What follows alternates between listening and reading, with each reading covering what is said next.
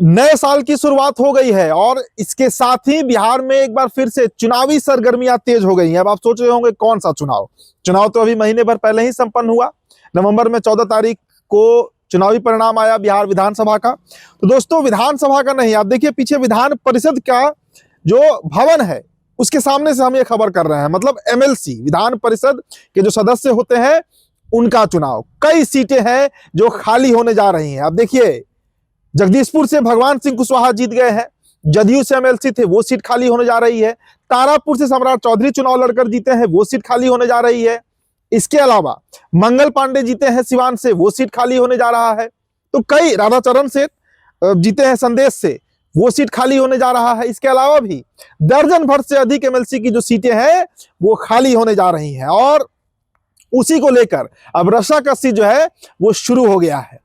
सबसे बड़ी खबर आपको हम बताएंगे, चूंकि उपेंद्र कुशवाहा की पार्टी से जो नए नवेले मंत्री बने हैं दीपक प्रकाश, अब मंत्री तो बन गए हैं, करीब करीब 1.5 महीने का समय भी बीत रहा है। अब ऐसे में जो समय होता है, जो टेन्योर होता है, 6 महीने के अंदर अगर वो विधान परिषद के सदस्य नहीं बनते हैं तो फिर उनकी जो सदस्यता है, मतलब जिस मंत्री पद पर है वो खारिज हो सकता है, मंत्री पद से वो बेदखल हो जाएंगे। और इसी को लेकर उठापटक भी है। एक तरफ राज्यसभा का भी चुनाव है, 9 अप्रैल को बिहार की करीब 5 सीटें खाली हो रही हैं, और दूसरी तरफ विधान परिषद का भी चुनाव आ गया है। तो पिता और पुत्र दोनों को, एक को सांसद बनना है राज्यसभा का और एक को विधान परिषद का सदस्य बनना है। लेकिन भारतीय जनता पार्टी इस बात को लेकर तैयार नहीं है। हालांकि देखिए, चुनाव के पहले वादे किए गए थे और उस वादे पर भारतीय जनता पार्टी खड़ी भी उतर रही है। जो खबर आ रही है, जो चर्चा हो रही है, भारतीय जनता पार्टी ने जो वादा किया था, चूंकि सीट बड़ा कम दिया गया था उपेंद्र कुशवाहा को, जिसको लेकर उनके पार्टी में नाराजगी भी थी इस बात को लेकर कि महज 5 सीटें ही दी गई। और उसके बाद जब सीट कम दिया गया तो वादा किया गया था कि एक एमएलसी का सीट उनको दिया जाएगा, और वो एमएलसी का सीट वो अपने बेटे दीपक प्रकाश के लिए ही मांग रहे थे, चाह रहे थे। तो अब खबर आप समझिए। पहले हम दोस्तों मंगल पांडे की चर्चा कर लेते हैं। मंगल पांडे का जो सीट है वो खाली होने जा रहा है, इसी साल खाली होने जा रहा है, कुछ ही महीने बचे हैं। तो मंगल पांडे का जो सीट है जो खाली होने जा रहा है, उस जगह पर दीपक प्रकाश जो है वो मंत्री बनाने वाले, विधान परिषद के सदस्य जो है, मतलब एमएलसी बनने जा रहे हैं। मतलब राज्यसभा से पिता का रिटायरमेंट होगा और विधानसभा में बेटे का एंट्री होगा। पहली बार संवैधानिक पद, चूंकि विधानसभा और विधान परिषद, तो विधान परिषद के सदस्य के तौर पर दीपक प्रकाश जो है वो शामिल होने जा रहे हैं। और दूसरा सीट हम चर्चा कर लेते हैं राधाचरण सेठ का। अब राधाचरण सेठ को लेकर क्या इनपुट है? संदेश से चुनाव लड़े, चुनाव जीत गए, जेडीयू चुनाव जीत गई। तो राधाचरण सेठ का जो सीट खाली है दोस्तों होने जा रहा है, मतलब जो सीट खाली उस जगह पर, और चूंकि वो स्थानीय निकाय से थे, वो कोई विधानसभा कोटे से तो गए नहीं थे, अलग अलग तरीके से चुनाव होता है, स्नातक क्षेत्र से भी होता है, स्थानीय निकाय से भी होता है, विधानसभा से भी हो जाता है, विधानसभा कोटा होता है। तो स्थानीय निकाय कोटे से उस चुनाव को लड़कर जीत कर राधाचरण सेठ जो है एमएलसी बने थे। तो अब उनके जगह पर एक कांग्रेस के नेता हैं जिनका संपर्क इन दोनों नीतीश कुमार से खूब हो रहा है, और चूंकि वो सीट जीतना है, वो सीट कोई विधानसभा कोटे से है नहीं कि मनोनीत हो जाएंगे, उस सीट पर जाने के लिए चुनाव लड़ना पड़ेगा और जीतना पड़ेगा। धनबल की जरूरत पड़ती है, चेहरा का जरूरत पड़ता है। तो कांग्रेस पार्टी के एक बड़े नेता, दिग्गज नेता, आप जानते होंगे डॉक्टर अजय को लेकर चर्चा है कि डॉक्टर अजय जो है वो जनता दल यूनाइटेड कोटे से स्थानीय निकाय का जो चुनाव होगा एमएलसी का, जो सीट खाली होने जा रहा है राधाचरण सेठ के विधायक बनने के बाद, उस सीट से डॉक्टर अजय जो है वो ताल ठोक सकते हैं, मतलब चुनाव लड़ सकते हैं। अब इसके अलावा और भी कई सीटें, हमने आपको बताया अभी कि सम्राट चौधरी का भी सीट खाली होने जा रहा है, इसके अलावा भगवान सिंह कुशवाहा का भी सीट खाली होने जा रहा है। तो वो बाद में होगा, लेकिन पहले जो 2 खबर है, एक दीपक प्रकाश को लेकर और दूसरा राधाचरण सेठ को लेकर, वो मैंने आपको बताया। अब देखिए और कौन कौन सी सीटें खाली होने जा रही है, कौन कौन सा नेता का टर्म जो है वो खत्म होने जा रहा है।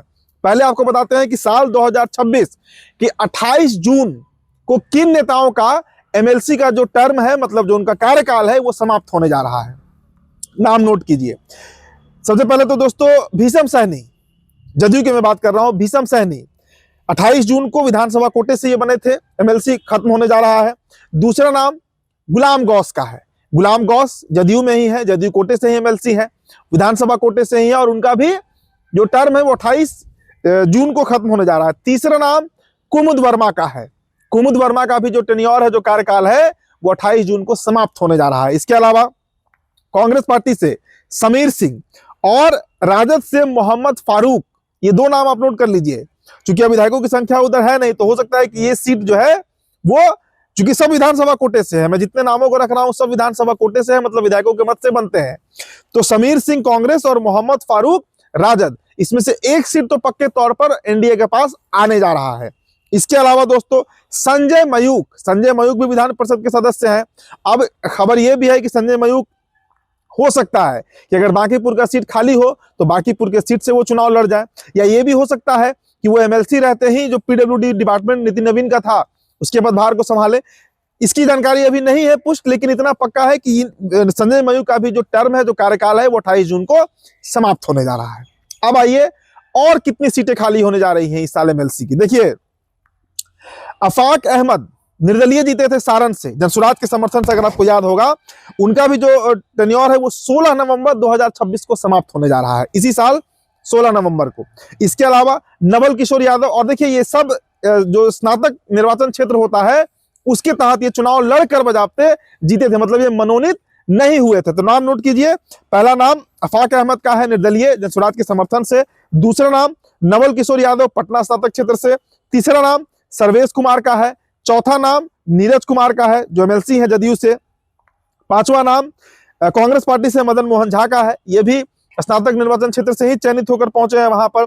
उसके बाद संजय सिंह एमएलसी हैं जदयू से, वो मनोनीत होकर गए हैं, विधानसभा कोटे से हैं। इसके अलावा दोस्तों बंशीधर ब्रिजभाषी जो है, आपको याद होगा, निर्दलीय चुनाव लड़े थे और वहां से वो जीते थे स्नातक निर्वाचन क्षेत्र से। इसके अलावा एनके यादव और भारतीय जनता पार्टी से संजय सिंह जो है, ये तमाम सीटें जो है मैंने आपको जिन नामों पर चर्चा किया, बताया, 16 नवंबर 2026 को खाली होने जा रही हैं। तो कुल मिला जुलाकर ये साल बड़ा इंटरेस्टिंग रहने वाला है, क्योंकि इस साल कई ऐसी सीटें हैं एमएलसी की और बड़े बड़े नेता हैं। अब देखिए ना, तारापुर से कई ऐसे नेता थे जिनको टिकट इसलिए नहीं दिया गया क्योंकि उन्हें वादा किया गया था कि विधान परिषद में उन्हें जगह दिया जाएगा। विधान परिषद की जो सीट होंगी, अगर निर्वाचित क्षेत्र से वो लड़ना चाहे तो लड़ने के लिए भी उनको मौका मिलेगा, अगर मनोनीत होना चाहे तो उसके लिए भी उनको मौका मिलेगा। तो भारतीय जनता पार्टी के पास करीब करीब दोस्तों मिला जुलाकर 15 के आसपास सीटें हैं जो इस साल चुनाव उन पर होना तय है, चाहे वो विधानसभा कोटे से हो, चाहे वो स्थानीय निकाय कोटे से हो, या फिर शिक्षा निर्वाचन क्षेत्र का जो चुनाव होता है उस कोटे से हो। तो मिला जुलाकर इतनी ही सीटें हैं। लेकिन जो बड़ी खबर है कि उपेंद्र कुशवाहा राज्यसभा जाए ना जाए, उनके बेटे दीपक प्रकाश मंगल पांडे, मतलब भारतीय जनता पार्टी कोटे से दीपक प्रकाश जो है वो विधानसभा कोटे से एमएलसी बनने जा रहे हैं। तो फिलहाल दोस्तों इस रिपोर्ट में इतना ही। मेरा नाम उदित तारण है, बिहार टॉप वाले वीडियो आप देख रहे थे, बहुत बहुत शुक्रिया।